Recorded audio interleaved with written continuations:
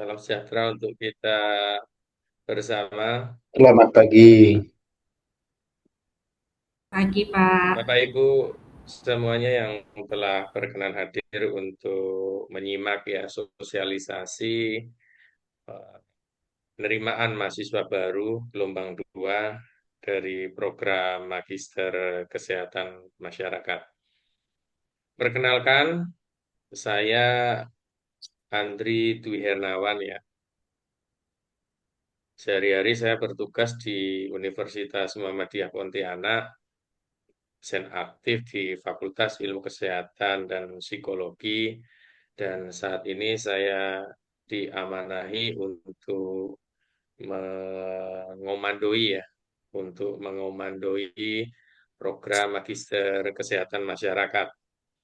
Jadi di program Magister ini ketua program studinya saya sendiri, dan pastinya nanti dalam pelaksanaan perkuliahan, jika Bapak Ibu berkenan untuk mendaftar di program studi kami, kan sering berinteraksi dengan saya, baik dalam perkuliahan, proses konsultasi, ataupun hal-hal lain yang berkenaan dengan proses belajar mengajar, termasuk biasanya kalau mahasiswa di angkatan pertama, mereka yang sedang melaksanakan kerja ya, jadi kuliah sambil kerja itu kalau ada halangan atau ada hal-hal yang tidak bisa ditinggalkan, biasanya akan selalu dikomunikasikan dengan saya untuk mendapatkan dispensasi waktu perkuliahan.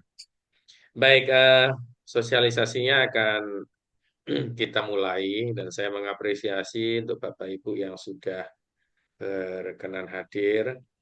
Artinya ada keinginan dari Bapak Ibu Pak, untuk mohon izin semangat suaranya tidak melanjutkan. jelas, Pak. Tidak kedengaran. Mohon izin, Oh Pak. iya, iya. Baik, baik. Suaranya kurang jelas ya? Bentar.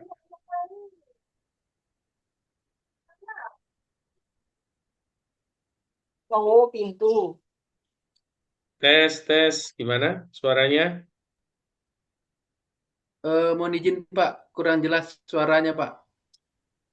Yang lain, di Di tempat saya jelas, Pak. peserta Di yang saya lain? jelas, Pak. Jelas? Jelas, Pak. Oke. Jelas, Pak. Di tempat kita juga jelas Kalau jelas suaranya tempat berarti kita. kemungkinan di gadgetnya ya, yang perlu ini kan apa? Disetting mungkin biasanya, apakah volumenya ataukah ya karena pakai headset biasanya agak sedikit kemresek gitu. Baik Bapak Ibu, eh, kita lanjutkan ya. Yang pertama saya tadi mengapresiasi pada Bapak Ibu yang sudah berkenan untuk hadir ya dalam sosialisasi di gelombang 2 ini. Mudah-mudahan yang ikut sosialisasi nanti bisa juga ikut mendaftar di gelombang kedua. Terus kemudian yang sosialisasi juga saya berharap tidak hanya satu arah dari saya menyampaikan, tetapi bisa Bapak Ibu dikomunikasikan apa yang berkenaan dengan kendala-kendala, kalau misalnya mau tugas belajar atau izin belajar, apa saja yang harus disiapkan untuk pendaftaran, dan kira-kira yang paling sering ditanyakan adalah bagaimana mekanisme perkuliahannya. Nanti akan kita jelaskan. Jadi Bapak Ibu, ke pembukaan PMB ini sebenarnya sudah dimulai dari awal tahun kemarin ya. Kemudian di awal gelombang satu kemarin kita sudah melakukan tes TOEFL, TPA, dan wawancara kepada calon mahasiswa, dan kami sudah menyeleksi dari 10 pendaftar itu ada yang lolos dan ada juga yang tidak lolos. Yang tidak lolos sebenarnya sih berkenaannya dengan masalah administratif saja yang belum dilengkapi sampai hari pelaksanaan tes. Ya mungkin eh, yang bersangkutan masih harus meminta, biasanya kan ada izin atasan gitu ya, itu belum sempat dibuat. Jadi bagi yang gelombang satu belum sempat, itu bisa melanjutkan tesnya lagi di gelombang kedua. Jadi yang tidak lolos itu karena memang secara administrasi itu belum memenuhi prasyarat.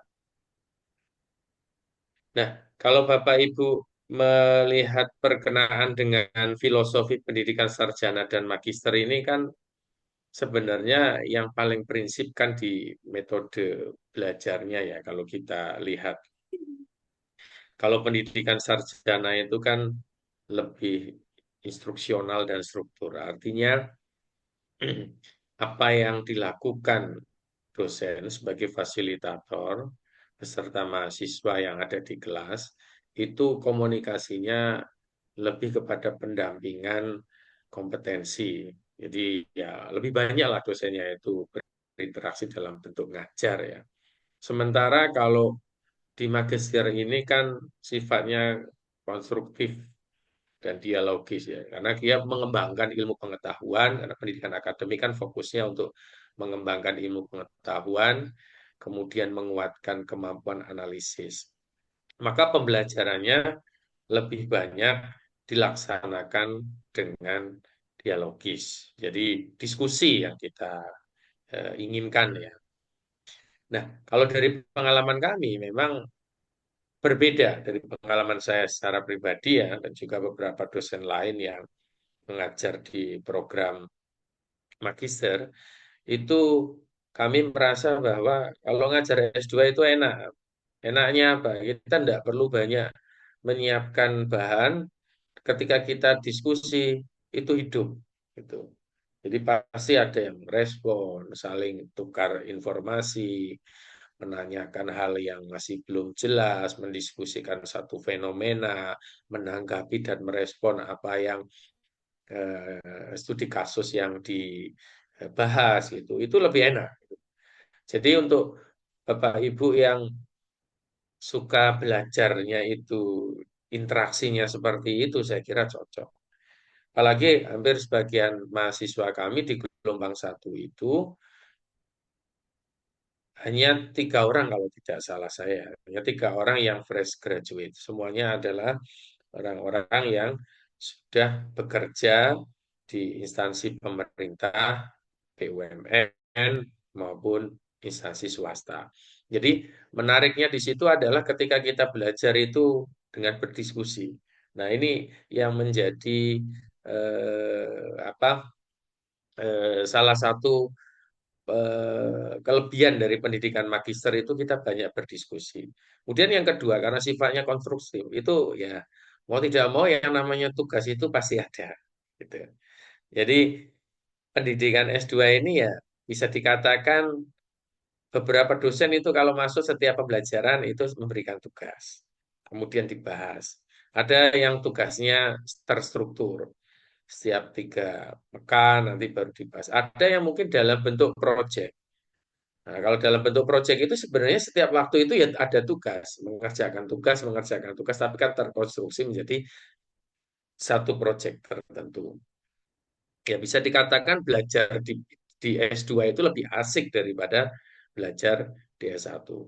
Makanya ambil kesempatan. Kalau saat ini mungkin di lingkungan kerjanya itu sedang menjalankan kerjaan-kerjaan yang fleksibel, tidak terlalu fokus dengan kerjaan tertentu dan target tertentu, alangkah baiknya mengambil kesempatan untuk melanjutkan pada jenjang pendidikan magister. Ya. Jadi misarankan nih kepada Bapak Ibu yang di tempat kerjanya itu apa ada fleksibilitas dalam bekerja, tidak beban kerjanya tidak terlalu tinggi, bisa sambil belajar lagi, menuntut ilmu lagi, sekaligus bisa mendapatkan gelar magister yang tentunya bisa sangat dipakai untuk mengembangkan karir Bapak Ibu di tempat kerja. Nah, ini profil lulusan magister ya, kesehatan masyarakat. Jadi, magister kami itu adalah magister kesehatan masyarakat. Jadi, rumpun ilmu kesehatan masyarakat itu masuk di situ semuanya. Ya.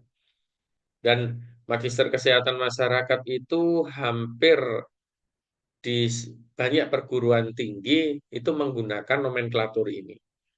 Jadi Magister Kesehatan Masyarakat di UI, kemudian di Public Health di UGM, kemudian di UNAIR Magister Kesehatan Masyarakat, di Undip, di perguruan tinggi, 5 perguruan tinggi penyelenggara pendidikan kesehatan masyarakat pertama kali itu semuanya juga Magister Kesehatan Masyarakat. Memang ada yang berkembang menjadi magister, ada yang berkembang spesifik, misalnya magister epidemiologi, ya, seperti di UI, seperti saya dulu aku di UGM itu magister epidemiologi. Tapi umumnya itu menggunakan nomenklatur magister kesehatan masyarakat, di mana di magister kesehatan masyarakat itu semua rumpun ilmu keilmuan kesehatan masyarakat itu berada dalam payung pendidikan pasca sarjana ini. Jadi lingkungan, kesehatan reproduksi, gizi masyarakat, epidemiologi kesehatan, promosi kesehatan, ya, kemudian kesehatan kerja itu berada dalam rumpun ilmu ini. Nah, apa yang menjadi profil lulusan dari program studi magister kami? Jadi magister kami itu profil lulusannya ya pastinya levelnya kan lebih tinggi dari strata 1. Jadi kemampuan manajer. Makanya tadi saya sampaikan bahwa jenjang karir Bapak Ibu baik fungsional ataupun struktural akan sangat membantu sekali jika mengikuti pendidikan lanjut di pasca sarjana. Contohnya yang saat ini mungkin fungsionalnya berada di fungsional muda ya, kan lebih memudahkan proses naik ke jenjang madya. Oke. Atau yang secara struktural itu belum pegang struktural, itu ketika menjadi pejabat struktural, tingkat pendidikan pasca sarjana ini akan lebih menguatkan ya sebagai pelaksana dari struktural baik di tingkat koordinator atau seksi maupun di tingkat bidang bahkan di kepala UPTD ataupun kepala dinas. Kemudian sebagai leader, ya pasti ya, ya PS2 itu kan kalau di ASN ya, ya kalau di S2 itu ya harusnya pastinya struktural itu memungkinkan. Kemudian researcher, edukator, komunikator, entrepreneur, dan konsultan ini yang kemungkinan untuk mereka-mereka yang tidak berada di dalam instansi baik pemerintah ataupun swasta. Nah, ini kecil ya. Nanti Bapak Ibu kalau menginginkan ini untuk izin belajar, monggo silakan bisa menghubungi admin ya. Nah, itu bisa tergabung di grup WA itu ada adminnya, itu silakan bisa nanti minta misalnya untuk pendirian, SK pendirian. Jadi kita itu baru berdiri memang belum genap 2 tahun ya, baru 1 tahun lah, baru angkatan pertama gitu ya. Jadi bulan Juni ini ketemu Juni lagi ya. Itu pertama kali kita mendapatkan SK itu di bulan Juni. Nah, ini bulan Juni. Itu SK berdiri, ini SK resmi yang menunjukkan legalitas kita bahwa program studi kita itu sudah terdaftar di Pangkalan Pendidikan Tinggi. Artinya segala aktivitas dari program studi ini terekam dalam sistem pangkalan data pendidikan tinggi. Kemudian ada yang selalu menanyakan bagaimana akreditasinya. Ya, Bapak Ibu, program studi yang baru berdiri itu pasti beda ya dengan dulu ya. Kalau dulu kalau berdiri ya berdiri saja. Kemudian nanti baru mengajukan akreditasi kalau mau meluluskan. Nah, kalau aturan sekarang, akreditasi itu sudah didapatkan ketika pertama kali program studi itu didirikan ya. Jadi kita sudah memiliki legalitas akreditasi ya dari LAM PTKes yang disebut dengan akreditasi pertama. Nah, akreditasi pertama itu apa? Akreditasi pertama itu berarti masuk dalam kategori akreditasi baik ya.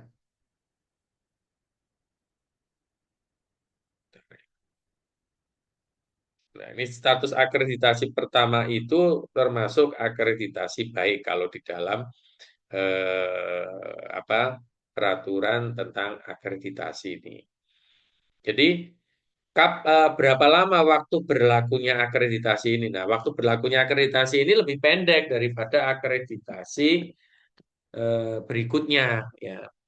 Jadi akreditasi ini lebih pendek. Dia hanya berlaku 2 tahun sejak masa didirikan. Jadi kalau bulan Juni tadi itu masa berlakunya pendirian, ya, maka akreditasi ini juga akan berakhir di tahun 2027, ya. Nah, makanya saat ini tim program studi sedang menyusun untuk pengajuan reakreditasi. Karena kami punya angkatan pertama itu mengusahakan untuk bisa reakreditasi. Jadi lulus bukan pakai akreditasi pertama. Jadi tahun 2026 ini kita sedang menggenjot di program studi untuk segera akreditasi. Insya Allah mohon doanya bulan Juni kita akan mengirimkan borang, nanti ada proses pendampingan sampai asesmen lapangan. Mudah-mudahan di akhir tahun ini kita sudah bisa divisitasi dan mendapatkan akreditasi yang baru. Jadi kalau untuk angkatan yang kedua sih saya kira tidak perlu khawatir, ya. Pastinya nanti ketika selesai itu status akreditasi yang baru sudah ada. Nah, ini yang sering menjadi pertanyaan, ya, kaitannya dengan masalah tugas belajar ini. Sebenarnya saya yakin dari Bapak Ibu semua ini kalau bicara soal ijazah, kalau yang mau lanjut pasca sarjana kan mungkin masih S1 atau D4, ya. Ijazahnya D1, D4 dan kerjanya sekarang itu golongannya sudah tinggi-tinggi gitu. Jadi golongannya itu biasanya ya sudah di atas 3B kan. Sementara kalau S2 itu kan sebenarnya penyesuaiannya hanya di 3B. Dan golongan Bapak Ibu itu sudah tinggi. Makanya kalau golongan sudah tinggi itu kan yang diinginkan adalah pencantuman gelar. Ya, jadi pencantuman gelar di dalam nama kita itu kan memiliki potensi untuk peningkatan karir. Nah, BKN ini kan membuka membuka seluas-luasnya, ya, dari surat edaran BKN nomor 3 tahun 2025 kemarin. BKN itu kan membuka seluas-luasnya pengajuan pencantuman gelar melalui portal SIASN, ya, Sistem Informasi ASN. Jadi bisa diajukan secara mandiri. Itu tidak lama. Kemarin ada pengalaman mahasiswa kami yang S1 itu dari D3 ke S1 itu pencantuman gelar sebentar. Enggak sampai 1 bulan itu. Kecuali yang berkenaan dengan penyesuaian ijazah. Nah, biasanya penyesuaian ijazah itu kan terkait dengan tadi golongan. Misalnya baru kuliah, lulus, jadi pegawai, golongan masih 3A, terus kemudian sekarang S2. Nah, itu mau naik ke 3B, ya, kayak pengalaman beberapa kawan saya itu, maka tugas belajar itu harus diurus. Nah, sebenarnya kalau sebagian besar yang kuliah dulu jadi S1 itu juga banyak yang izin belajar, karena kita kuliahnya tidak di waktu perkuliahan jam kerja, jadi hanya izin atasan, ya. Nah, ini beberapa contoh yang kemarin kita sempat lihat di dalam surat edaran itu bahwa ada yang masih penata muda tingkat 1 golongan 3B, kemudian lanjut pendidikan S2, maka yang bersangkutan itu mengusulkan pencantuman gelar. Nah, untuk keperluan tugas belajar Bapak Ibu yang akan mengurus ke instansi masing-masing, silakan nanti bisa minta kopi akreditasi pertama tadi dan kopi SK pendirian program studi. Biasanya ada beberapa beberapa instansi yang meminta ini akreditasinya bagaimana? Oh, akreditasinya harus B gitu. Nah, istilah B itu kan sekarang udah nggak ada ya, adanya baik, baik sekali, unggul gitu ya. Maka, maka nanti kalau di bidang kesehatan itu hanya ada dua, terakreditasi dengan, maaf, tidak terakreditasi dengan unggul gitu aja. Hanya ada dua kategori, terakreditasi dan unggul, unggul 2 tahun, unggul 3 tahun, unggul 5 tahun gitu. Jadi ada pengelompokannya seperti itu. Jadi pastinya unggul itu menjadi apa, upaya ya. Jadi yang berbeda itu hanya unggulnya unggul 2 tahun, 3 tahun, atau 5 tahun. Jadi akreditasi unggul itu pasti. Dan Bapak Ibu, untuk perlu diketahui bahwa dalam aturan itu sebenarnya akreditasi itu bukan hanya prodinya, tapi perguruan tingginya. Ya, jadi perguruan tinggi itu bisa dimintakan ya, sebagai referensi. Artinya kalau di Universitas Muhammadiyah Pontianak itu kan diakreditasi juga universitasnya. Nah, universitas kita sudah mendapat akreditasi baik sekali. Jadi silakan nanti kalau misalnya mau mengurus, jika misal SK akreditasi pertama prodi saja belum cukup, bisa ditambah dengan SK akreditasi institusi, yaitu dari perguruan tinggi. Ya. Nah, ini fasilitas tadi yang Bapak Ibu lihat di video mahasiswa kami yang memberikan testimoni. Kita fasilitasnya adalah ruang kelas yang namanya kelas smart classroom. Jadi memang kelas ini itu selain untuk perkuliahan offline, ini juga bisa untuk kuliah online. Kalaupun online, itu biasanya kita tidak menggunakan ruang kelas ini. Tapi ruang kelas ini jika dilaksanakan hybrid, jadi ada sebagian di kelas, ada sebagian di jaringan. Ya. Nah, kita biasanya yang ada di kelas itu kita giliran, ada grupnya. Cuma yang jauh itu biasanya ya bisa kita toleransi. Artinya yang jauh atau yang sedang ada tugas kita toleransi. Jadi biasanya yang tetap masuk itu yang rumah-rumahnya dekat-dekat di kota Pontianak. Kemudian dosen-dosennya, kami memiliki dosen itu ada beberapa kriteria, yaitu ada dosen utama, ini yang pendidikannya S3, kemudian ada dosen pendamping ya.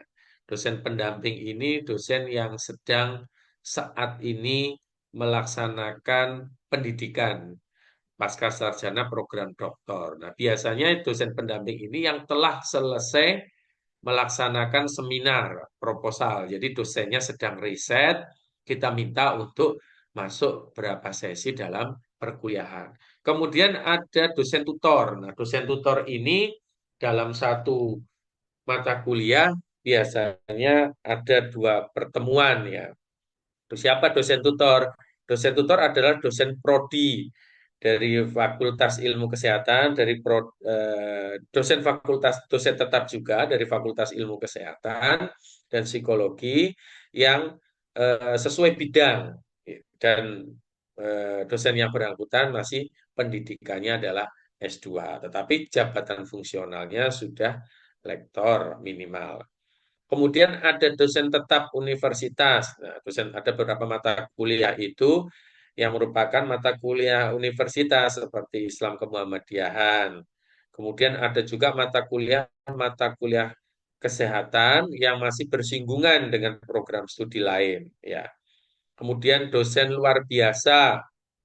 Ini dosen-dosen yang minimal bergelar S3 ini biasanya kita ambil dari kolega-kolega dosen tetap di program studi magister. Misalnya dari Politeknik Kesehatan yang sudah bergelar S3, kemudian dari Institut Kesehatan Pontianak, ini yang Pontianak ya. Kemudian juga dari luar Pontianak biasanya kita ambil dari perguruan tinggi di luar seperti di Jogja, kemudian di Surabaya, di Jakarta tidak sepenuhnya, biasanya hanya masuk untuk berapa sesi. Dan yang terakhir ada kuliah dari praktisi.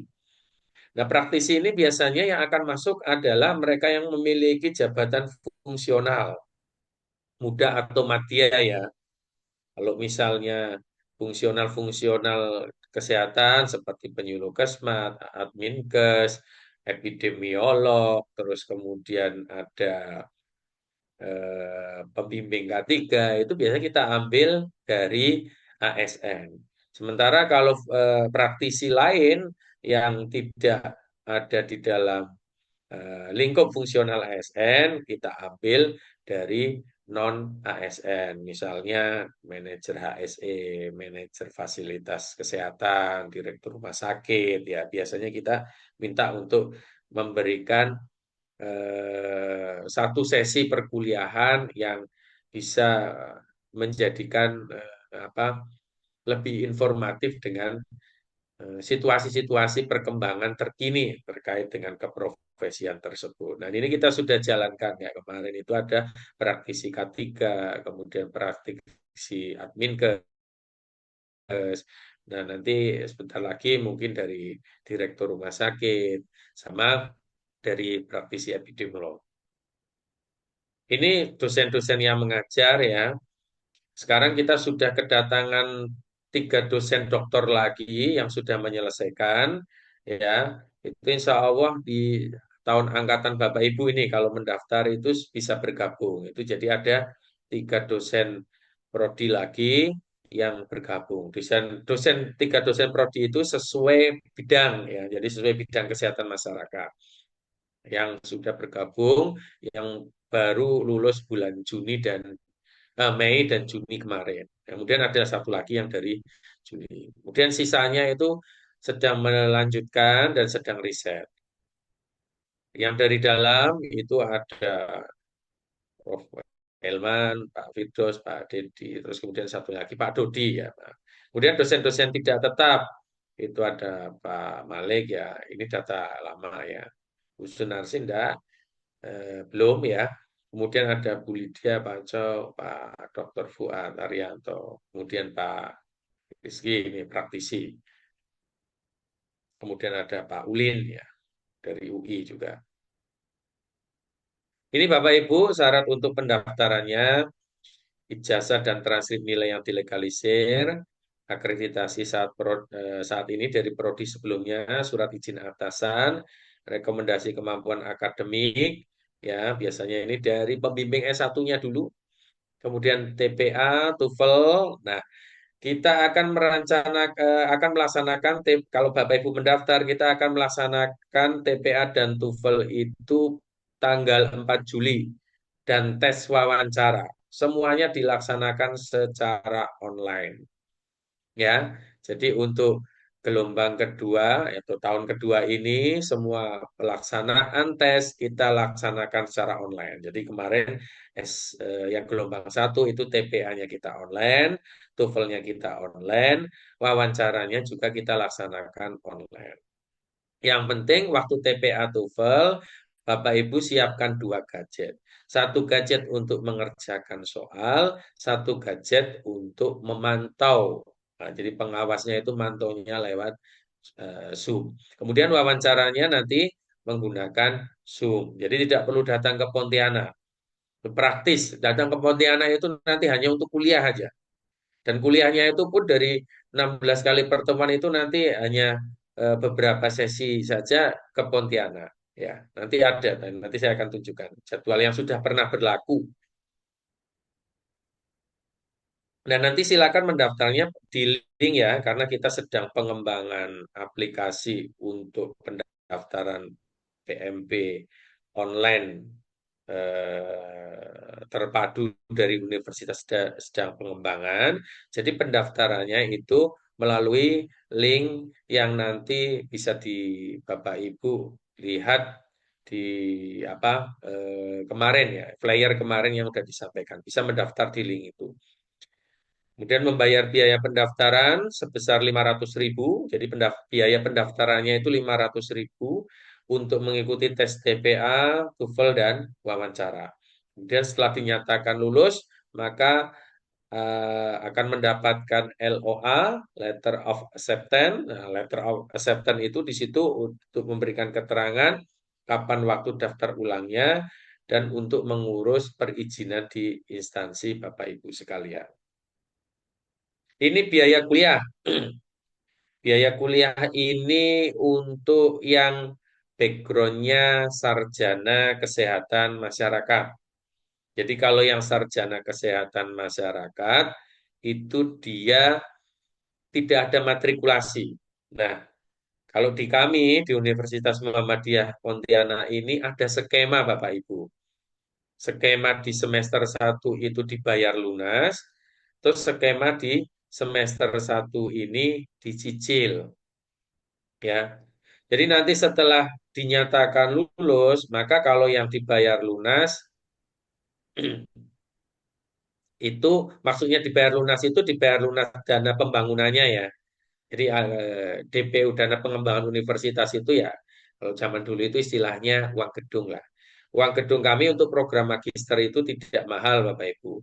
5.250.000. Kemudian ada biaya registrasi ulang ini 1 juta. Kemudian ada sumbangan penyelenggaraan pendidikan. Ini SPP-nya nih. 9.450.000-nya. Kalau dibandingkan perguruan tinggi magister kesehatan masyarakat di Jawa ya sudah besar.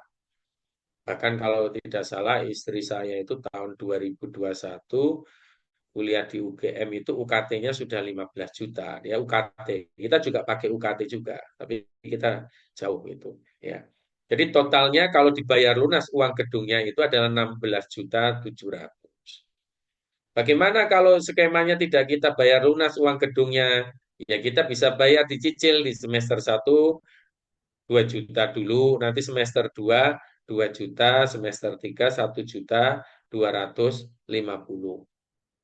SPP tetap flat. Ya, kemudian uang registrasi ulang hanya ada di semester awal. Jadi kalau yang dicicil di tahun pertama itu bayarnya di semester pertama itu bayarnya 12.450, nanti semester kedua 11.450 yang dicicil ya. Kalau yang lunas ya hanya bayarnya 9.450 semester 2. Kemudian semester ketiga ya bayarnya 10.700.000. Kalau yang dicicil, kalau yang lunas ya dia hanya 9.450. Nah, ini yang bukan lulusan kesehatan masyarakat. Jadi bukan lulusan kesehatan masyarakat itu berarti non kesmas, non SKM ya. Biasa mungkin dokter, kemudian dari D4, kemudian dari apa ilmu lain, misalnya ilmu ekonomi dan lain sebagainya, itu akan mengikuti matrikulasi. Ya, makanya nambah pembiayaannya jadi 2.100.000. Jadi dari biaya tadi ditambah lagi dengan biaya matrikulasi. Itu hanya di semester 1 ya Bapak Ibu ya. Dan itu juga boleh dicicil. Yang dicicil itu jadi bayarnya 14.550. Tapi kalau yang lunas nambah 2.100.000 dari 17.800. Apa itu matrikulasi? Matrikulasi adalah memberikan materi-materi terkait dengan dasar ilmu Kesmas ya. Ya, untuk menyamakan persepsi lah di awal agar tidak jauh berbeda ketika nanti mengikuti program magister. Nah, bagaimana matrikulasinya? Kalau di tahun sebelumnya kita laksanakan secara offline, tapi nanti tergantung peserta. Kemarin pesertanya tidak banyak dan kebetulan di kota semuanya banyak yang mengikuti yang non kesmas, makanya matrikulasinya offline. Tidak lama matrikulasinya Bapak Ibu, hanya masing-masing mata kuliah itu kalau saya tidak salah itu hanya 2 kali tatap muka. Jadi bisa kita padatkan waktu itu di 2 hari ya, 2 hari selesai. Tapi nanti kalau pesertanya itu banyak dari luar, maka akan kita hybridkan. Jadi yang di dalam kota Pontianak itu di kelas, yang di luar kota Pontianak bisa di luar. Sebenarnya itu kalau kuliah offline itu lebih enak sih, banyak interaksi ya. Mereka pun bisa saling mengenal, mahasiswa itu kadang saling mengenal satu dengan yang lainnya. Tuh. Nanti pertanyaannya nanti, Bapak. Nah, ini kurikulum kami Bapak Ibu ya. Jadi di semester 1 itu semuanya adalah mata kuliah dasar Kesmas Intermediate. Nah, ini semester 1 ini plus Muhammadiyah. Ya, Muslim non Muslim tetap mengambil karena ini bukan mata kuliah agama khusus ya, tapi berkenaan dengan organisasi kemuhammadiyahan. Yang paling banyak bebannya adalah AKK sama biostatistik. Ada praktikumnya, tapi praktikumnya itu jadwalnya di malam hari dan itu biasanya dalam penjadwalan saja. Secara teknisnya dilakukan praktikum itu secara mandiri setelah pembelajaran itu diberikan. Ya, jadi semester 1 ini agak padat. Kemudian di semester kedua itu peminatan. Bapak Ibu, kita peminatannya ada yang sama, mata kuliahnya ada yang berbeda. Ya, jadi seperti mata kuliah teknologi manajemen, pemberdayaan masyarakat multikultural, manajemen sumber daya kesehatan dan kepemimpinan, itu semua peminatan dapat. Mau itu peminatan EPIK, GISI, Kesling, Kespro, itu semuanya dapat. Karena ini mata kuliah peminatan terpadu ya. Jadi interdisipliner. Jadi 3 mata kuliah ini interdisipliner. Kemudian ada mata kuliah kurikulum nasional. Jadi yang semester 1 ini kurikulum nasional juga, mengikuti standar kurikulum nasional, seluruh program magister kesehatan masyarakat plus kemuhamadian itu khusus di perguruan tinggi Muhammadiyah, digital public health, proposal development sama magang atau residensi, itu adalah mata kuliah kurikulum nasional. Ini juga diambil oleh seluruh mahasiswa peminatan. Peminatan apapun ngambil ini. Jadi yang membedakan Bapak Ibu dengan lainnya itu hanya mata kuliah peminatan pilihan ya. Nanti ada pilihan wajib, ada 4 SKS. Tergantung kalau EPIT berarti ada yang ditawarkan 4 mata kuliah itu silakan ambil 2. KMK kebijakan manajemen kesehatan atau peminatan AKK itu nanti ada 2 mata kuliah yang ditawarkan silakan diambil. Cuma dalam penawaran mata kuliah yang diberikan itu jika kuotanya sedikit artinya kita rankingkan. Misalnya mahasiswa di peminatan itu ada 5 orang, 6 orang gitu. Masing-masing memilih. Nanti pilihan terbanyak itu ya pilihan peringkat 1 dan peringkat 2-nya itu yang nanti akan dibuka. Jadi tidak semua mata kuliah pilihan itu dibuka. Tergantung dari mahasiswa tersebut. Kenapa? Ya karena kita untuk menghemat operasional sebenarnya. Jadi peminatannya tidak ini. Jadi kalau ada yang kemarin yang menanyakan, Pak, saya peminatan mau ambil peminatan K3 ya bisa. Ya, di mata kuliah K3-nya nanti yang secara spesifik ada 2, kemudian ada mata kuliah yang interdisiplinernya ada 3, kemudian yang kurikulum nasionalnya ada 3. Nah, magangnya bagaimana? Magang ini hanya terjadwal, tapi perkuliahannya adalah di tempat kerja masing-masing. Jadi nanti ada pengembangan kompetensi magang dalam bentuk penguatan intervensi dan policy brief ya. Nah, itu nanti di magang. Jadi magangnya itu bukan kita menentukan, tapi biasanya mahasiswa yang menentukan. Kecuali yang fresh graduate mengusulkan kemana, nanti akan kita upayakan dibarengkan dengan mahasiswa yang sudah kerja. Nah, semester ketiga itu sudah tesis. Jadi kuliahnya itu hanya 2 semester. Kuliah maksudnya itu kuliah yang secara rutin ya Bapak Ibu ada dosennya itu hanya 2 semester. 1 tahun lah. Semester 1, semester 2. Bapak Ibu masuk semester 3 itu sudah menyusun tesis. Ya, tesis itu sebenarnya sudah dimulai dari semester 2 di mata kuliah proposal development. Cuma di mata kuliah proposal development itu belum ada pembimbing. Jadi masih dosen mata kuliah atau dosen prodi yang memberikan mata kuliah. Cuma kuliahnya dalam bentuk praktek. Jadi kuliahnya itu bukan praktek ya, pendampingan atau coaching ya. Coaching penyusunan proposal. Jadi mata kuliah proposal development itu diisi dengan coaching proposal oleh dosen-dosen program studi. Dosennya banyak tuh nanti. Tentang ini nanti siapa, tentang ini siapa. Harapannya di akhir semester 2 itu proposalnya itu ya bisa dikatakan 30-40% sudah siap. Jadi nanti di akhir semester 2 itu sudah dapat pembimbing dan semester 3 sudah mengerjakan. Bu, tesis di tempat kami pelayanannya menggunakan sistem informasi manajemen tesis. Jadi mengharuskan Bapak Ibu mondar-mandir ke Pontianak ketemu pembimbing, ngurus administrasi tesis tidak. Tidak harus seperti itu. Kalau yang di Pontianak mau lebih intens ketemu ya monggo. Tapi yang di luar Pontianak jauh misalnya ya itu bisa mengurus tesis semuanya dengan menggunakan aplikasi. Jadi interaksi dengan dosen juga menggunakan SIM tesis ini. Misalnya Bapak Ibu mau konsultasi bab 1, hubungi dosennya di sintesis ini, dikirimkan naskahnya, nanti catatan dosennya sudah ada di sintesisnya semuanya, tinggal Bapak Ibu perbaiki, difeedbackkan lagi. Terus seperti itu, tergantung kesepakatan dengan pembimbing. Ya. Kami membuat prosedur untuk setiap maju tahapan tesis, ya itu minimal 4 kali dengan pembimbing satu, 4 kali dengan pembimbing kedua. Konsultasinya gitu, minimal ya. Pak, bisa enggak lebih kurang dari itu? Ya, kalau Bapak itu termasuk kategori yang smart, naskahnya sudah bagus, sudah cakep, sudah cantik, ya itu bisa. Itu ya. Itu bisa. Mungkin pembimbingnya sudah approve, oke, ini bagus proposalnya, sudah layak untuk diseminarkan, disetujui, maju ya maju.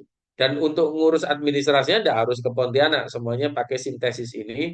Jadi Bapak Ibu nanti ke Pontianak kalau sudah fix jadwalnya tinggal ke Pontianak. Ya. Untuk sementara kami belum membicarakan, ya, belum mendiskusikan model ujiannya seperti apa. Tetapi kita untuk S1 itu sudah dilaksanakan secara hybrid. Jadi ada dosennya yang di luar mahasiswanya di kampus, ada yang mahasiswanya di kampus, dosennya, maaf, mahasiswa dosennya di kampus, mahasiswa di luar. Ada yang full. Nanti kita akan lihat ya, karena di tesis ini kan sama dengan skripsi ada 3 kali ujian ya, seminar proposal, hasil, sidang. Nah, kita sih mungkin kalau kemarin rancangan kami kita akan menerapkan untuk sistem ujiannya itu adalah di sidang akhir ya. Jadi sidang akhir itu mau tidak mau sudah harus berada di Pontianak. Jadi kita nanti pakai sintesis. Oh ya, satu lagi Bapak Ibu, untuk tesis ini, tugas akhir ini tidak harus dalam penulisan tesis ya Bapak Ibu. Bapak Ibu bisa mengerjakan dalam bentuk publikasi sebagai tugas akhir. Jadi tidak harus tesis.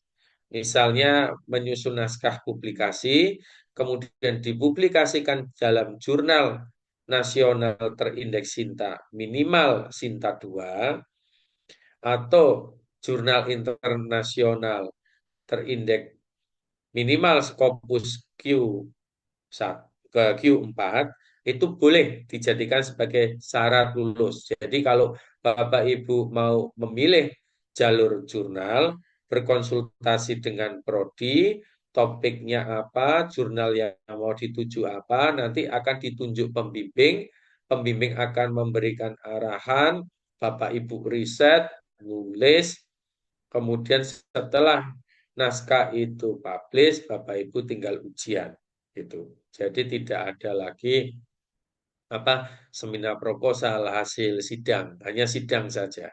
Itu ya. Perkuliahannya ini di Jumat Sabtu mulai jam 8 pagi.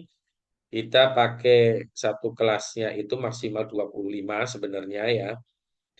Tapi kalau nanggung nanggung ada kayak angkatan kemarin itu kan 28 ya. Nanggung ada 3 orang kan tidak mungkin dibagi 2 kelas. Jadi tetap dijadikan satu kelas. Ini jadwal perkuliahannya, modelnya kurang lebih. Saya tunjukkan yang ini dulu ya, yang kita jalankan tahun kemarin. Jadi gini Bapak Ibu, ini kita susun jadwalnya itu di semester 1 seperti ini. Itu ada offline, ya.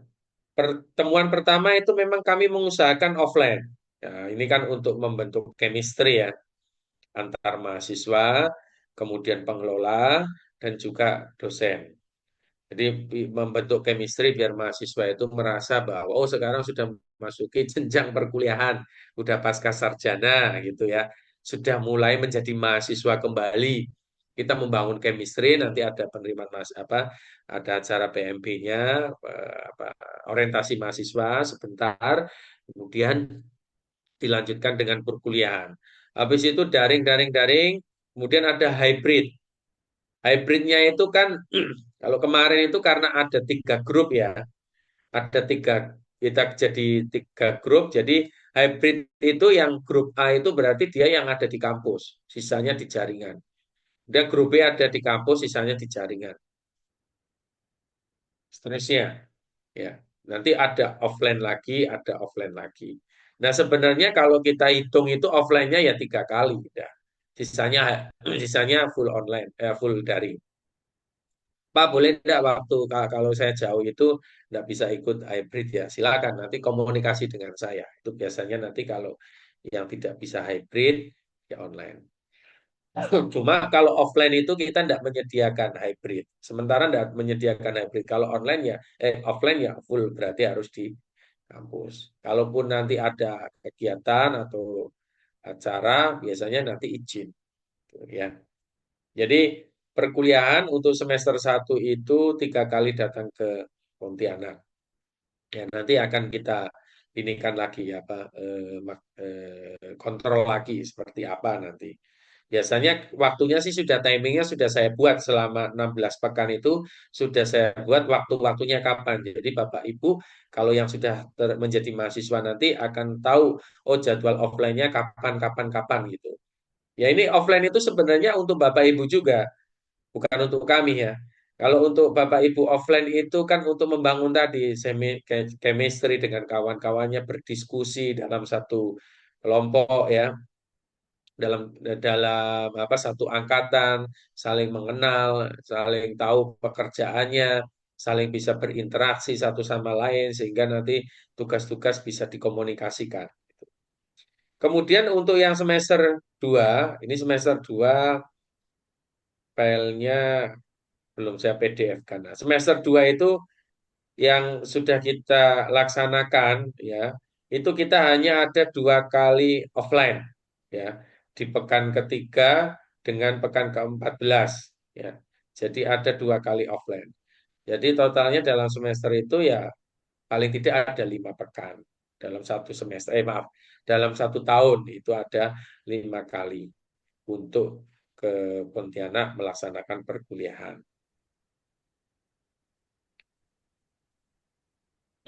Saya lanjutkan. Untuk peminatan ini mungkin yang sering ditanyakan, kita ada peminatan promosi kesehatan, epidemiologi kesehatan, kesehatan lingkungan, kesehatan ibu anak Kespro, gizi Kesmas, K3, kebijakan dan manajemen kesehatan, administrasi kesehatan. Namun Bapak Ibu, peminatan ini ada 2 mata kuliah yang berbeda, oleh karena itu untuk dipastikan dibuka atau tidak, biasanya ya yang kemarin kami minta mahasiswa untuk ya misalnya hanya sendirian saja gitu. Kalau sendirian saja ya di peminatan itu kan berarti tidak ada kawannya. Itu kita minta untuk bergabung ke peminatan lain. Tapi intinya gini, peminatan apapun itu sebenarnya sama karena kita MKM gitu. Linearitasnya kan mau dari jurusan apa saja kan lulusnya tetap MKM gitu. Mau dari fungsional apa saja kan tidak ada masalah. Ya, bukan spesifik kalau di Kesmas kan gitu. Misalnya dia fungsionalnya Prokes. Prokes tidak buka, masuk epidemiologi, tapi kan gelarnya tetap MKM gitu. Kan MEPI kayak di tempat saya gitu ya. Jadi tetap tidak ada masalah. Karena itu pun pembedanya hanya 2. Ya, jadi ini yang dibuka. Kita minimal biasanya akan membuka minat jika jumlah peminatnya ada 5 orang. Jika tidak ada 5 orang, maka minat akan bergabung ke peminatan lain.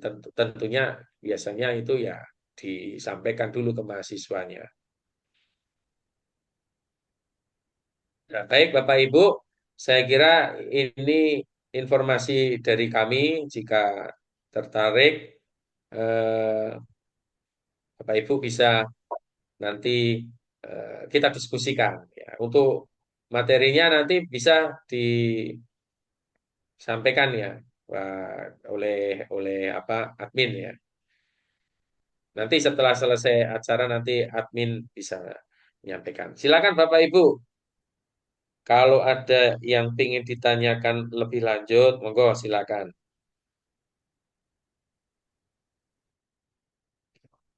Ada yang mau berdiskusi, mau nanyakan lebih detail lagi, silakan. Mungkin dari yang tadi saya sampaikan itu kurang jelas, bisa ditanyakan langsung.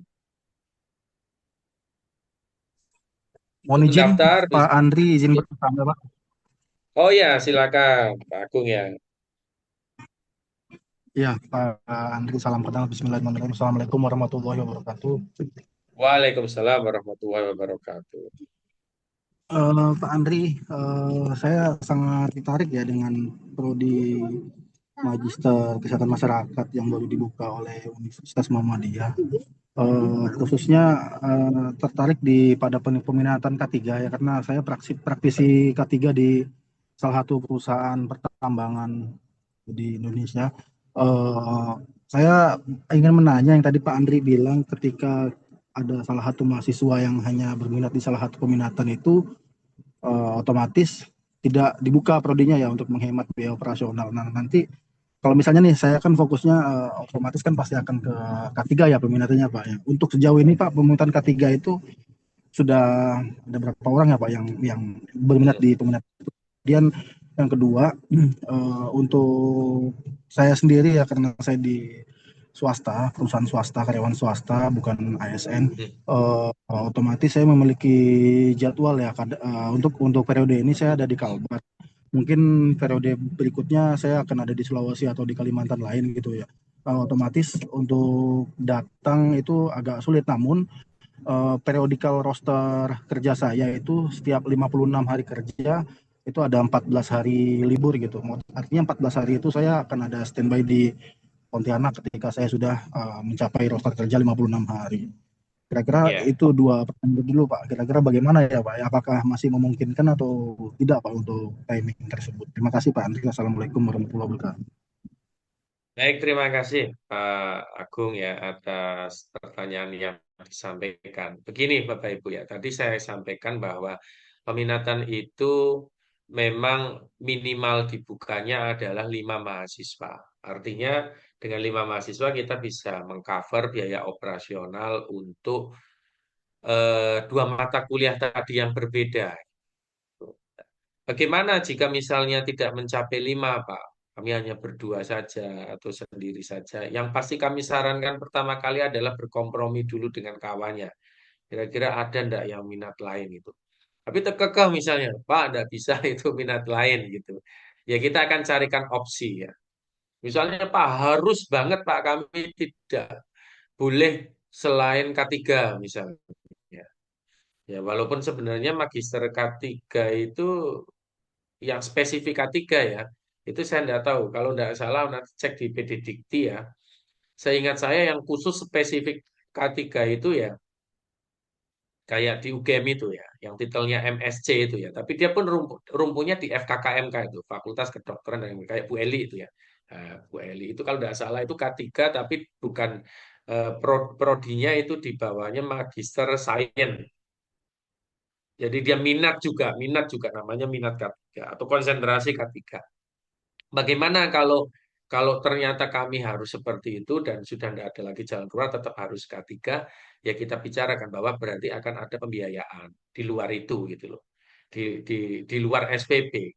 Karena kan pastinya kita akan ada perkuliahan sebanyak 16 sesi, terus kemudian ada apa 2 mata kuliah. Itu tadi gimana solusinya? Ya gambarannya seperti itu. Tapi saya kira sih tidak ada masalah ya Pak ya. Dari yang tahun kemarin kita kita laksanakan K3 buka Pak. Jadi K3 ini masih banyak yang minat ya. S1-nya pun banyak yang minat. S2-nya itu termasuk yang paling banyak peminatnya yang kedua. Tuh, itu yang pertama. Kemudian tadi kerja swasta yang yang fleksibilitasnya agak sulit ya.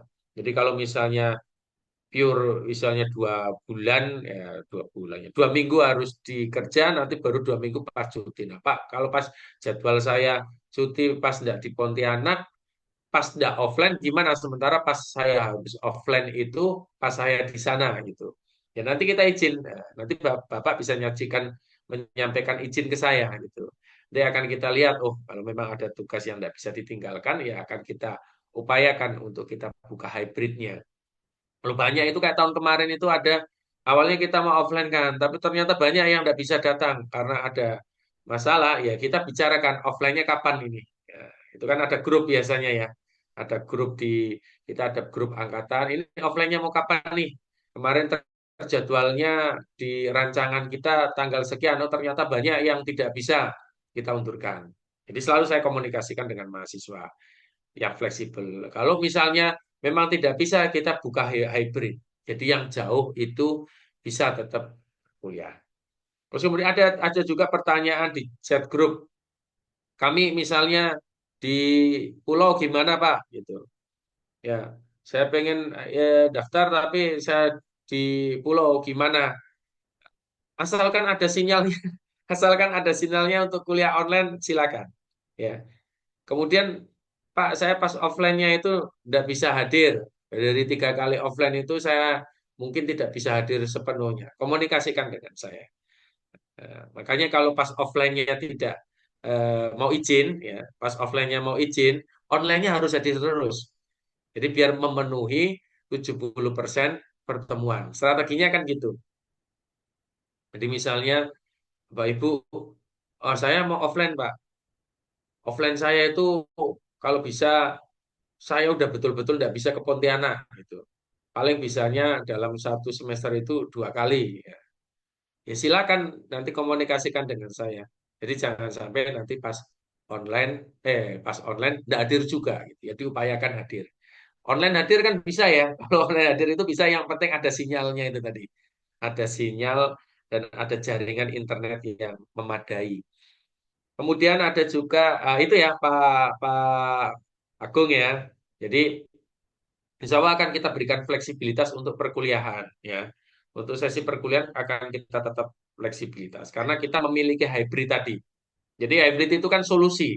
Sebenarnya hybrid itu adalah solusi untuk yang berkenan ada yang halangan agar bisa hadir tetap berkenan hadir online. Yang bisa hadir ya bantu kawannya itu untuk datang ke kampus ya.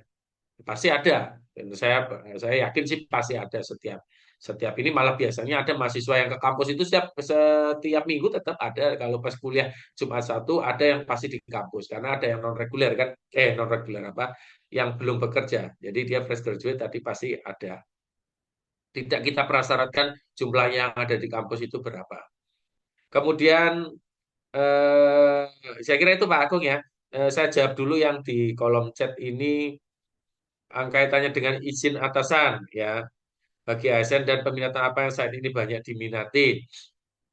Izin atasan ada ya. Izin atasan nanti kita ada formnya, atasan langsung aja. Itu yang ditandatangani atasan langsung aja. Misalnya di puskesmas kerjanya ya kapusnya saja. Kalau aja di dinas bisa kepala dinas atau kepala bidangnya saja. Terus kemudian peminatan apa yang banyak? Saat ini kami ada 4 peminatan yang dibuka, yang sudah dibuka ya. Kalau rencana peminatannya tadi yang saya sebutkan ada 8, tapi yang dibuka di angkatan pertama itu Promkes, kemudian apa K3, kemudian KMK, Kebijakan Manajemen Kesehatan, dan yang keempat epidemiologi. Tapi Bapak Ibu ya, perlu saya sampaikan lagi ya. S1 dengan S2 ini berbeda Bapak Ibu ya. Kalau S1 mungkin peminatan itu sangat spesifik karena memang untuk jalur fungsional awal ya. Tapi kalau di S2 ini, Magister Kesehatan Masyarakat, itu peminatannya itu interdisipliner. Tadi yang saya jelaskan tuh ya. Sebenarnya mata kuliah 3 tadi dan mata kuliah kurikulum nasional itu adalah interdisipliner. Dia adalah mata kuliah peminatan. Cuma kita memang menggabungkan itu menjadi satu mata kuliah yang diambil sama-sama. Yang membedakan itu hanya ada 2 mata kuliah. Ya di ijazahnya nanti ya terusnya masih Gister Kesehatan Masyarakat plus tesisnya itu tentang apa. Nah biasanya kalau misalnya kayak Pak Agung tadi, Pak saya cuma sendirian aja, enggak ada peminatan K3. Jadi gimana? Ya tesisnya nanti dibunyikan. Bahasa K3-nya itu tentang apa itu ada di situ. Jadi itu yang harus dipahami. Jadi Bapak Ibu, saya kira peminatan tidak linearitas lagi ya kalau di S2 itu. Yang linear itu bukan peminatannya, tapi program studinya. Ya, yang dianggap linear itu bukan peminatannya, tapi di program studinya. Ya, kecuali mau mengambil spesifik, misalnya saya gizi dulu, di empatnya gizi, mau khusus mengambil magister ilmu gizi, ya mungkin beda tergantung dari atasan. Tapi kalau di Kalbar itu belum ada magister ilmu gizi. Maka kalau boleh dapat magister kesehatan masyarakat peminatan gizi, ya itu masih linear. Jadi kalau kesehatan itu gizi, counseling itu semuanya masih linear. Kemudian bisa mendapatkan informasi biaya pendidikan. Nah, itu tadi di slide sudah ada, nanti akan kita berikan slide-nya ya Bapak Ibu ya.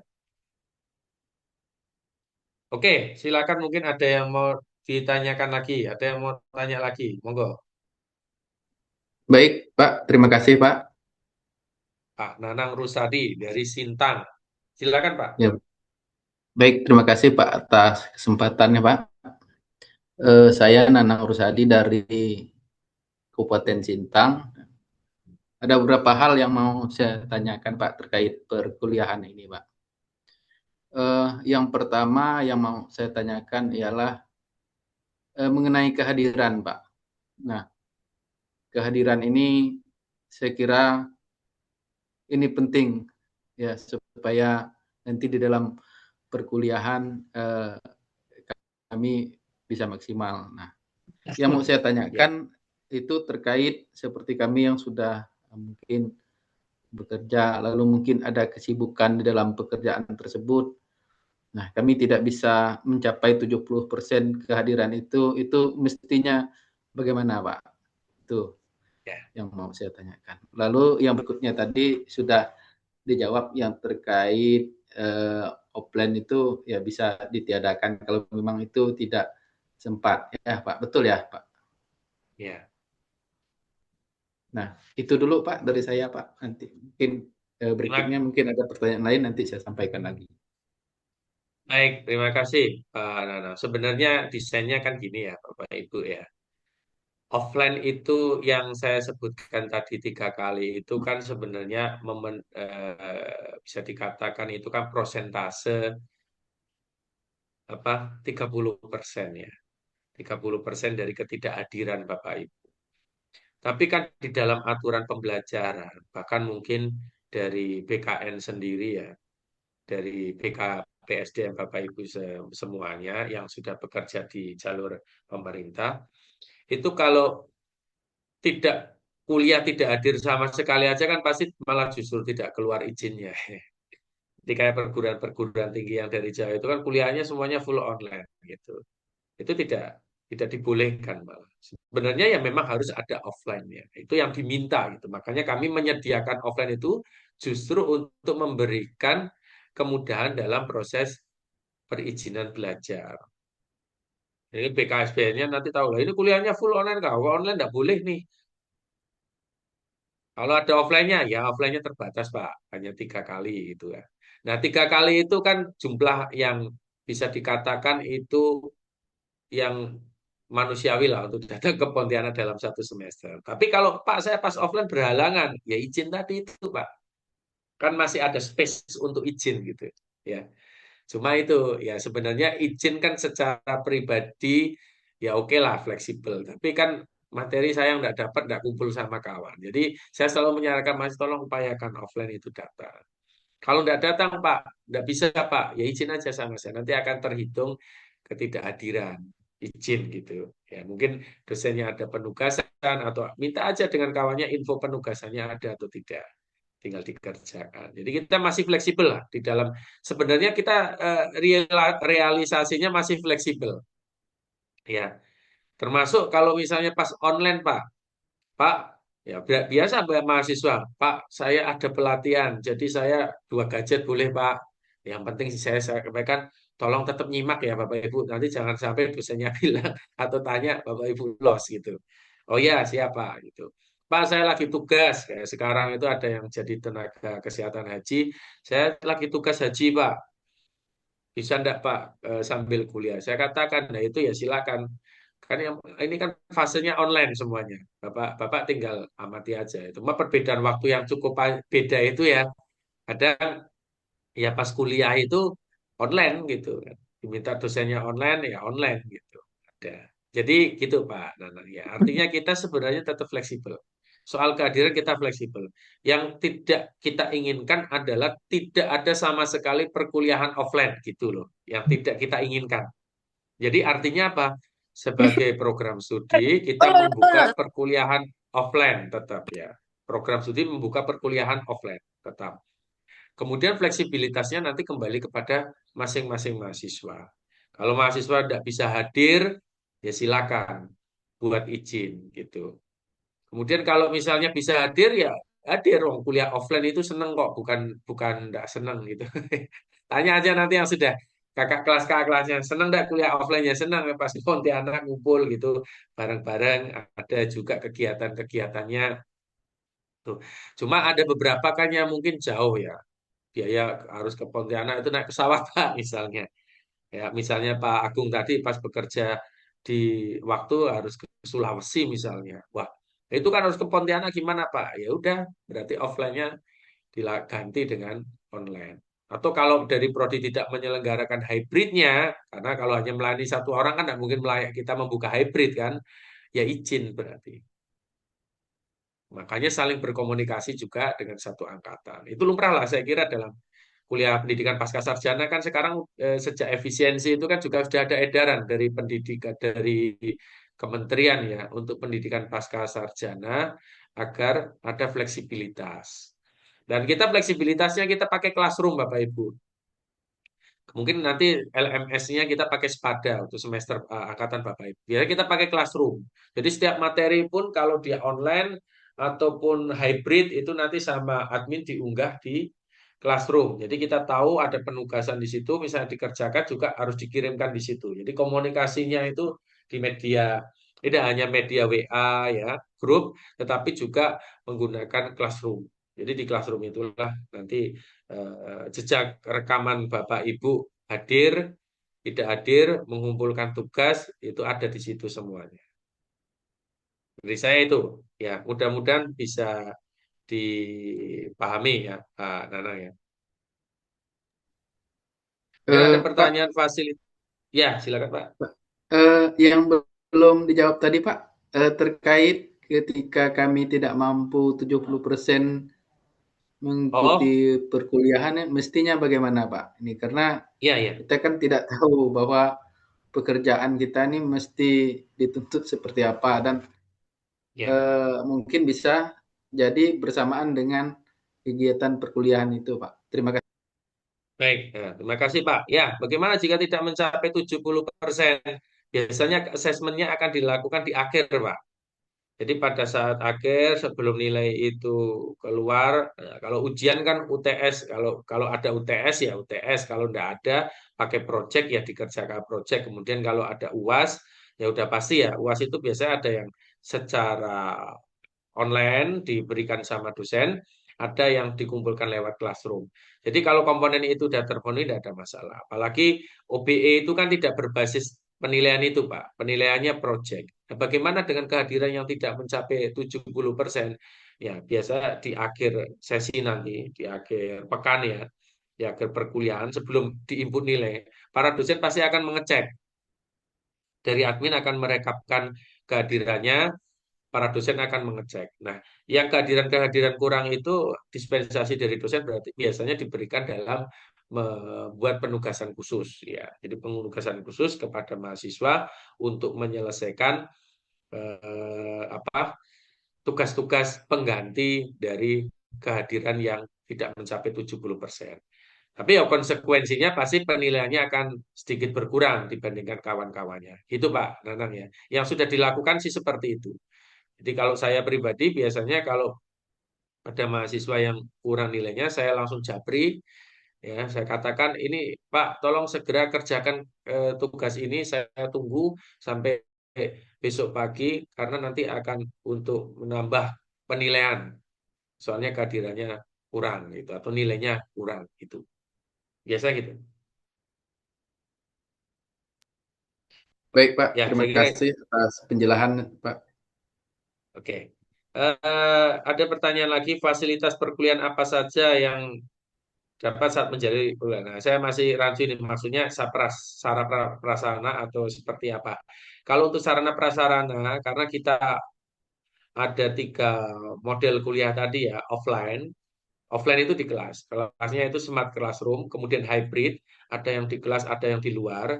Kita juga menggunakan smart classroom. Kemudian yang terakhir adalah online. Online itu berarti kita full daring ya, itu menggunakan Zoom. Jadi menggunakan platform Zoom.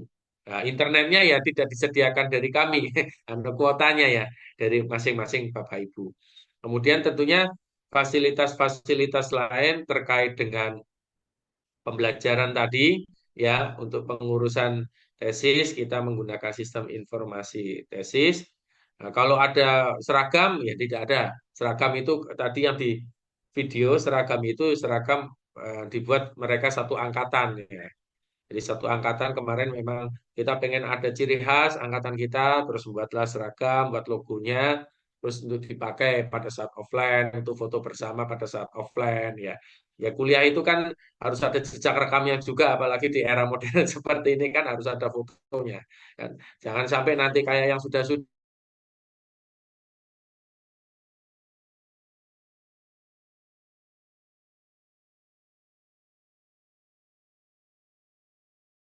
jangan sampai nanti kuliahnya angkatan pertama tapi hanya nampak pas wisuda ya pas kuliah kan ada apa itu ya pas datang ada foto ada seragamnya itu maksudnya seperti itu untuk fasilitas lain saya kira ya sama dengan mahasiswa lain Bu. Kalau di kampus ada pelayanan akademik ya itu ke yang lainnya kalau ada yang mau ditanyakan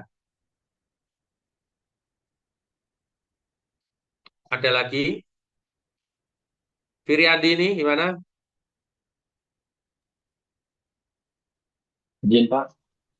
ya Pak Alexander silakan Pak Baik, selamat pagi, salam sejahtera Bapak Ibu sekalian. ya Saya Alexander dan ASN dari Kabupaten Sanggau. Nah, jadi beberapa waktu lalu saya sudah komunikasi dengan pihak BKP SDM Sanggau ya. Kalau ingin melanjutkan magister itu akreditasi prodinya diharapkan di baik sekali itu Pak. Ada ini ya enggak pengalaman yang sama mungkin di angkatan sebelumnya atau ada saran mungkin dari Pak Andri untuk kondisi yang Hmm. seperti itu seperti apa? Mungkin itu saja Pak. Terima kasih. Selamat pagi. Makasih Pak. Ya angkatan pertama juga ada. Ini yang saya kadang heran itu ya dengan BKPSDM kok bisa beda-beda ya.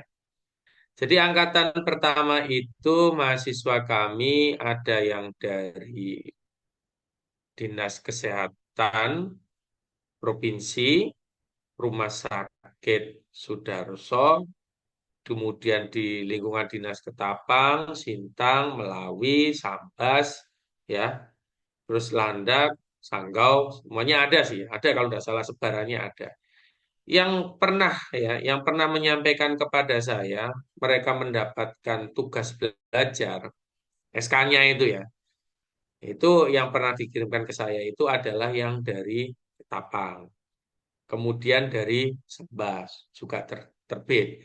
Nah kalau yang Melawi, Sintang, Sanggau, saya kira saya kurang tahu juga, tapi saya memang tidak pernah menanyakan gitu, apakah dapat SK tubel atau tidak. Cuma ya mahasiswa mengatakan, "Wah, Pak, saya udah keluar tubelnya gitu. Yang sudah pernah komunikasi ke saya itu. Ada ke buktinya? Oh ya ada. Jadi ada yang dari Sambas keluar SK tubel, Pak. Yang dari Ketapang keluar SK tubel. Nah, saya heran eranya itu kenapa di BKPSDM kok bisa beda-beda gitu. masalahnya apa itu. Kemudian yang kedua tadi, kalau berkaitan dengan akreditasi, tadi kan saya sampaikan bahwa akreditasi itu saat ini kami sedang mengurus ya. Ini untuk kepentingan angkatan yang pertama juga, agar mereka lulus akreditasi yang barunya muncul. Nah, berarti kan angkatan yang kedua itu, angkatan Bapak kan, kemungkinannya akreditasi pakai akreditasi baru nanti, ya pada saat lulus.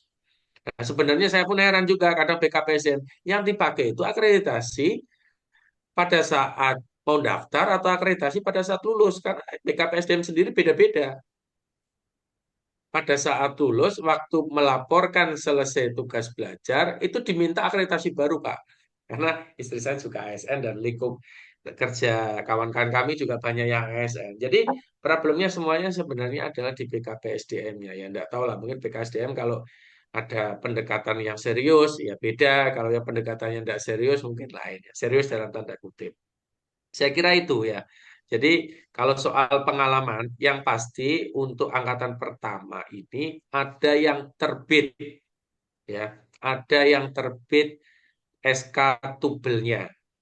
Tapi ada juga yang tidak terbit, dan melapor ke saya ada. Cuma karena dia bukan pegawai ini ya, pegawai daerah ya, pegawai pusat.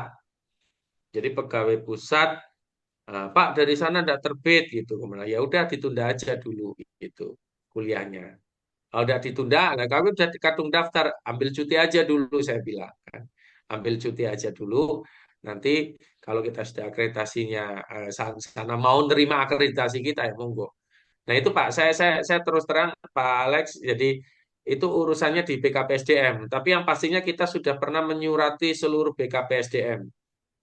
Kalbar ya, sudah menyampaikan tentang itu. Kami pun sudah audiensi dengan BKPSDM provinsi waktu itu, dan perlu kami sampaikan ini ya Bapak Ibu ya, tahun kedua ini nanti kalau jadi kuliah itu bareng dengan Kepala Dinas Kesehatan Provinsi ya, Bu Kadis, itu tahun kedua, di tahun kedua ini.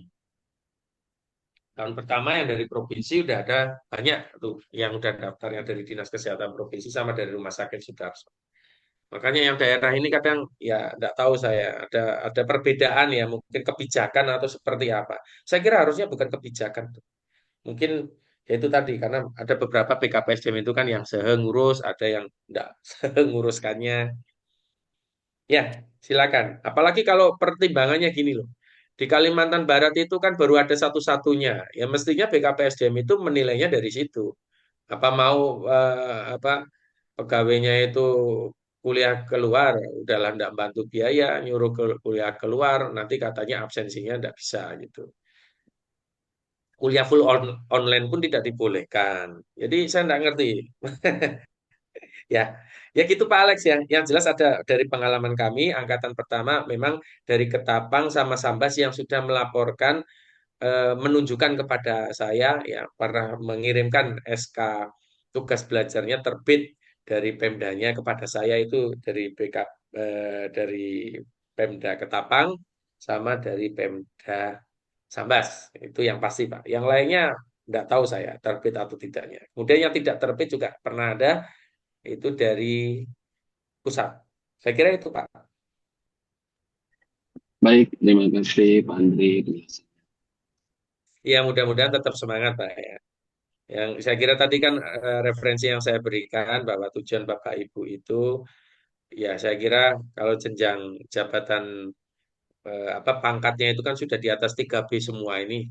Ya rata-rata kalau yang sudah kerja kan banyaknya yang di atas 3B itu sebenarnya kan untuk pencantuman gelar. Dan saya kira pastinya gelar itu akan diakui untuk karir lah ya. Akan diakui untuk karir. Kalau untuk penyetaraan kan ya semuanya udah setara itu kan dengan ijazahnya kan dah ini hanya gelar aja biasanya, apalagi kalau sebidang.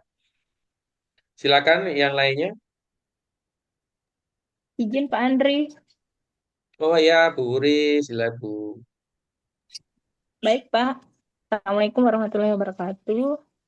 Waalaikumsalam warahmatullahi Terima wabarakatuh. kasih waktunya Pak. Mungkin saya menambahkan sedikit dari pengalaman ataupun pertanyaan dari Pak Alexander tadi Pak. berkenaan Iya, sama izin dari BPSDM ataupun BKD masing-masing, Pak. Nah, kalau iya, kami dari provinsi, memang awal-awal dibukanya magister ini kan kemarin ada sosialisasi juga ya Pak dari pihak universitas. Nah, kita betul. diinformasikan tuh sebenarnya tuh tidak mempersulit mahasiswa yang ingin melanjutkan pendidikan. Tapi mereka itu mempertimbangkan nanti berkenaan dengan akreditasi setelah selesai pendidikannya, Pak. Jadi kalau untuk Oke. yang gelombang kedua ini, kalau penjelasan dari kami, dari BKD Provinsi itu insya Allah aman, Pak. Karena kan Ya, berproses juga akreditasi. Dan betul, betul. untuk BKD di seluruh kabupaten, itu saya rasa sama, Pak. Kita kan menginduk satu dari pusat kan, Pak, Ya, peraturannya.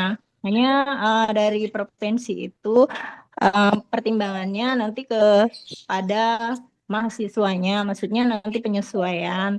Kalau memang apa selesai yang gelombang kedua ini sudah dapat akreditasi unggul atau apa itu mahasiswanya akan lancar-lancar nanti dalam proses pengurusan di My ASN-nya seperti itu Pak Andri. ya, Dan sip. mungkin masukan juga untuk teman-teman yang berminat, insya Allah kalau yang gelombang kedua ini, kalau menurut saya sih aman lah Pak. Karena Ya, saya tahun juga kedua itu. berkonsultasi ya Ya. sama BKD Provinsi. Mudah-mudahan teman-teman yang di daerah juga dapat pencerahan Kemarin, seperti itu kemarin dari pencantuman gelarnya BKD. cepat kan? Alhamdulillah Pak, cuma 1 hari Pak. Ya. Iya, cuma 1 hari kita pencantuman gelar karena kan lewat My ASN juga sekarang kan udah nggak dipersulit. Yang penting persyaratannya lengkap, verifikasi apa memenuhi syarat. Besoknya langsung keluar Pak di My Ya. ASN-nya. SKM ya, Bu Alhamdulillah. ya. Hanya izin. Ya, terima kasih. Ya. Izin juga Pak Andri, mungkin sekejar teman-teman. Alhamdulillah saya care sama Andri sampaikan kalau Ya. misalnya online teman-teman tidak bisa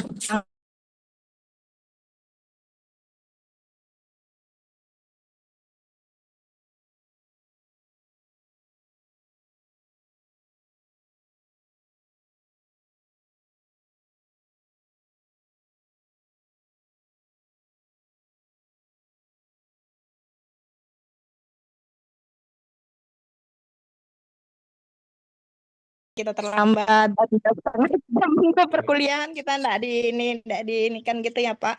Hanya di akhir ini Pak yang kadang buat shock terapi kan mudah-mudahan ada triknya Pak Andri supaya Ya, kita tidak ditambah lagi ya, semester ya, tugas ya. akhir atau Baik, tesis baik, itu Pak baik, baik. Andri. Mohon didiskusi.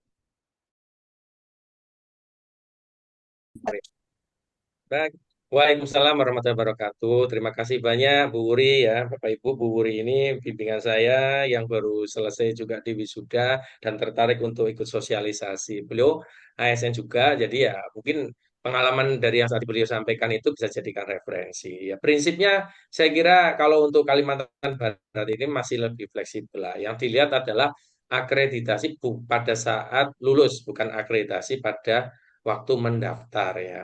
Kenapa? Karena kalau waktu lulus itu Bapak Ibu kan berarti dihitungnya kalau 2026 2027 ini baru masuk, paling cepat lulusnya itu kan di 2000 berapa? Berarti 2009 ya. Februari ya, paling cepat itu. 2009 Februari atau betul ya? 2008 Februari ya. Bulan Februari itu paling cepat semester ketiga, yang akhir semester tiga. Nah, bagaimana itu ya? Harusnya sudah kita selesaikan akreditasi, karena kan kita rek akreditasi. Dan akreditasi pertama itu hanya berlaku 2 tahun, Bapak Ibu. Jadi memang menuntut program studi untuk mereakreditasi sebelum meluluskan. Itu memang mintanya dari sana gitu.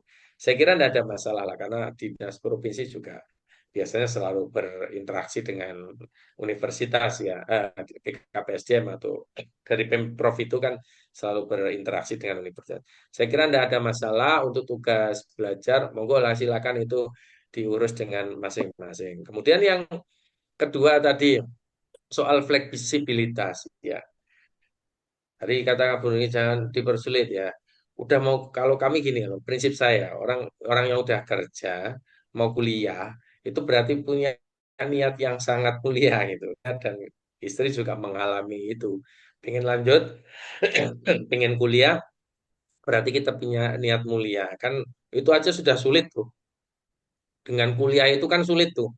Harus meninggalkan kerjaan, meninggalkan anak istri kadang ya, suami, kemudian mengurangi apa fokus ke anak, ke suami karena untuk mengerjakan tugas. Masa kita mau sulit-sulitan lagi di kampus? Ya, insya Allah sih tidak. Dosen-dosen di UMP sih insya Allah sih tidak akan membuat apa yang sulit-sulit itu. Bahkan kita akan untuk yang program S2 ini memang kita akan selalu kontrol ya untuk penyusunan tugas akhir itu yang jadi momok tadi dalam menyelesaikan pendidikan itu kan tugas akhir itu. Kalau kuliah kan hadir, mendengarkan, jawab, diskusi, ngerjakan tugas rame-rame dengan kawan, ujian. Nah, ujian S1, S2 itu kan ada yang tipikal multiple choice, ada yang tipikal diskusi, maaf, ada yang uraian, itu kan semuanya kan bisa dikerjakan. Nah, kalau sudah tesis ini kan memang kembali ke masing-masing individu. Tapi insya Allah selama ini dosen kami sih bisa dihubungi dengan apa dengan mudah ya, tidak sulit ya. Jadi tidak sulit dibiarkan atau apa enggak pernah. Nanti kan dari prodi ngontrol. Yang penting itu komunikasinya itu dengan saya di ketua program studi ada tidak direspon ya jangan baru kirim pagi ini mungkin dosennya lagi sibuk jam 8 tadi ngirim WA, jam 9 belum dibalas, gelisah langsung hubungi prodi ya jangan. Paling tidak dilihat dulu jedanya. Oh sudah Pak, saya sudah ngirim WA berapa kali kok belum. Mahasiswa S1 pun saya perlakukan gitu. Ada pembimbing partner saya minta tolong nanti diskusi dengan pembimbing satunya belum di approve atau apa, pasti saya tanyakan Pak, saya sudah menghubungi itu sampai 3 kali belum dibalas-balas. Saya ketemu atau saya WA ya Bu, ini atas nama ini gimana udah bisa maju atau belum? Soalnya dengan saya sudah selesai. Jadi kita bantu komunikasi seperti itu.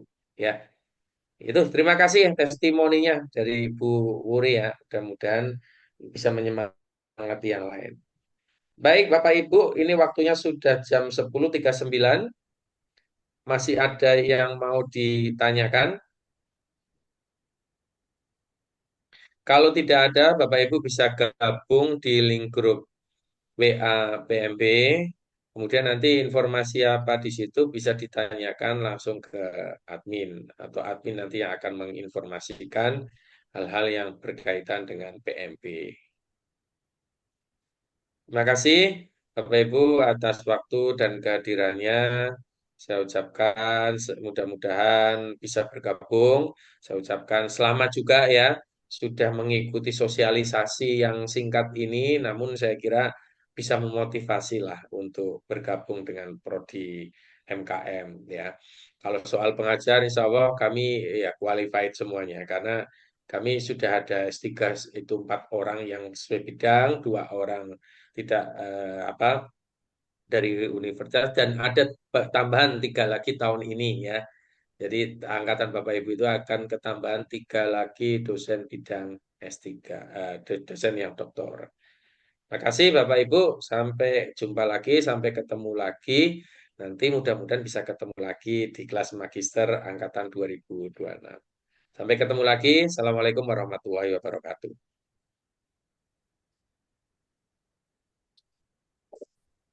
Waalaikumsalam Pak. Waalaikumsalam. Salam Pak, terima kasih Pak Andri. Sama-sama, Pak. Makasih. Terima kasih Pak Andri. Terima kasih, Pak. Ya, Pak Selamat Alex, pagi makasih. Bapak Ibu semua. Terima kasih Pak Nana, Bapak Ibu semuanya.